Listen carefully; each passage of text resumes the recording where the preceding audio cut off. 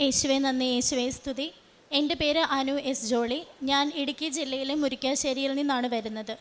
ഞാൻ ആദ്യമായി ഉടമ്പടി എടുത്തത് 2023 ജനുവരി 1-ാം തീയതിയാണ്. അന്ന് ഞാനും എൻ്റെ ഒരു സുഹൃത്ത് ജിഞ്ചു എന്ന് പറയുന്ന ഒരാളും കൂടി ഇവിടെ വന്നു. അപ്പോൾ ഒരുപാട് ദൂരം ഉള്ളതുകൊണ്ട് ജസ്റ്റ് പ്രാർത്ഥിച്ചിട്ട് പോകാമെന്ന് ഓർത്താണ് ഇവിടെ വന്നത്. ഇവിടെ വന്ന് മാതാവിൻ്റെ സാക്ഷ്യങ്ങളും ഇവിടുത്തെ പ്രാർത്ഥനയൊക്കെ കണ്ടു കഴിഞ്ഞപ്പോഴേക്കും എന്തായാലും ഉടമ്പടി എടുത്തിട്ടേ തിരിച്ചു പോകുന്നുള്ളൂ എന്ന് തീരുമാനിച്ച് ഉടമ്പടി എടുത്ത് ഒരുപാട് വൈകിയാണ് അന്ന് ഇവിടുന്ന് തിരിച്ചു പോയത്. അപ്പോൾ ഞാനിപ്പോൾ സാക്ഷ്യം പറയാൻ നിൽക്കുന്നത് എൻ്റെ ഒരു വിസ സാങ്ഷൻ ആയതിനെക്കുറിച്ചിട്ടാണ്. ഞാൻ 2019 PG കംപ്ലീറ്റ് ചെയ്തിട്ട് കഴിഞ്ഞ 4 വർഷമായിട്ട് ബാങ്കിൽ വർക്ക് ചെയ്തുകൊണ്ടിരിക്കുമായിരുന്നു. അപ്പോൾ ഒരു സ്റ്റുഡൻറ്റ് വിസയ്ക്ക് അപ്ലൈ ചെയ്യാൻ വേണ്ടിയിട്ട് വന്നപ്പം ഇത്രയും ഗ്യാപ്പ് ഉള്ളതുകൊണ്ട് കിട്ടാൻ ഒരുപാട് ബുദ്ധിമുട്ടാണെന്നുള്ളൊരു രീതിയിൽ ഏജൻസിയിൽ നിന്നും ഒക്കെ പറഞ്ഞിട്ടുണ്ടായിരുന്നു.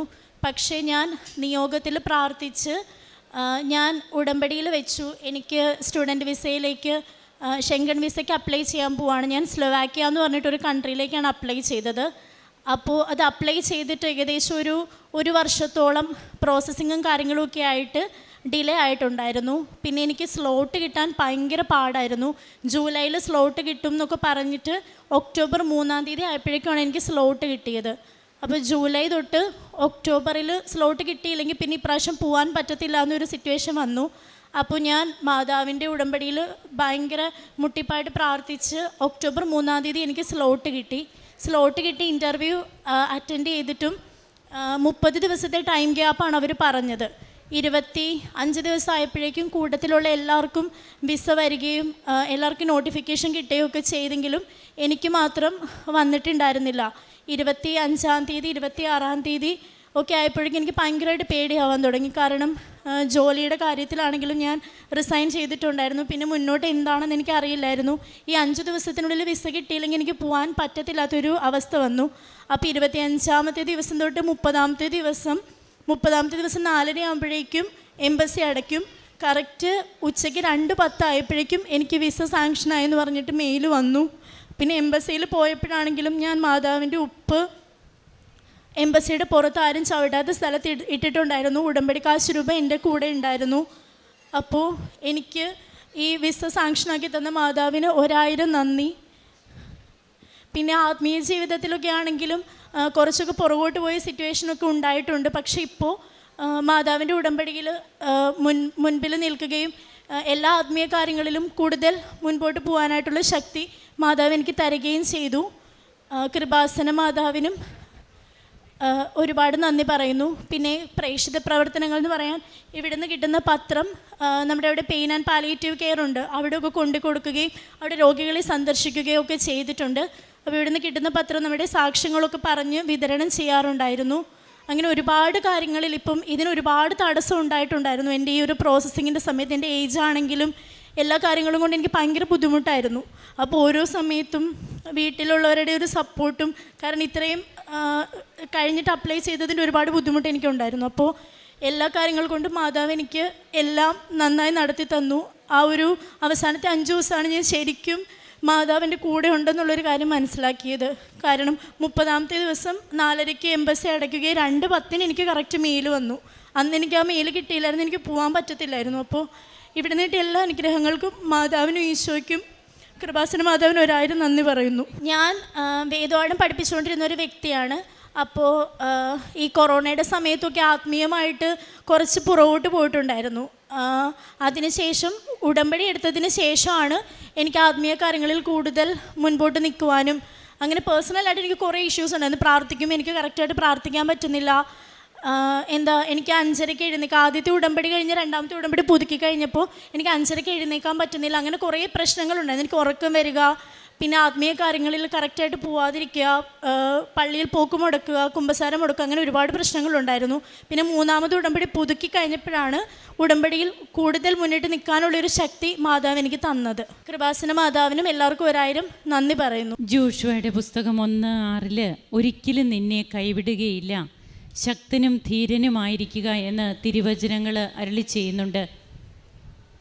വാഗ്ദാന നാട് തേടിയുള്ള തിരഞ്ഞെടുക്കപ്പെട്ട ജനതയുടെ യാത്രയിൽ അവർക്ക് ശക്തി ചൈതന്യമായി അവരോടൊപ്പം ഉണ്ടായിരുന്നത് സാക്ഷ്യപേടകമായിരുന്നു.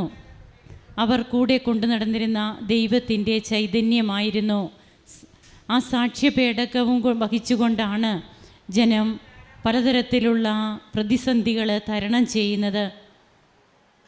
ഇവിടെ പരിശുദ്ധ അമ്മയാകുന്ന പുതിയ നിയമത്തിലെ വാഗ്ദാന പേടകം, ഈ വാഗ്ദാന പേടകത്തെ നമ്മുടെ ജീവിതത്തിലേക്ക് സ്വീകരിക്കുകയാണ് ഉടമ്പടി എടുക്കുന്നത് വഴി.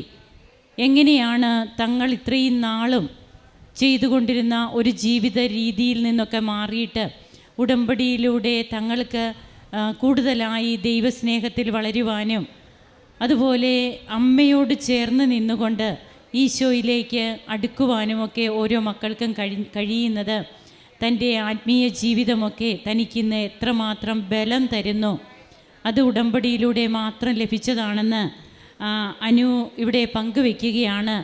5 ദിവസം കൊണ്ട് മാത്രം തനിക്ക് ലഭിച്ച വിസ, സമയ ചുരുക്കമൊക്കെയാണ് നാം ഇവിടെ കാണുക. ഉടമ്പടിയുടെ പ്രധാനപ്പെട്ട ഘടകങ്ങളിലൊന്നാണ് സമയച്ചുരുക്കം, അതുപോലെ ഭാരലഘുത്വം.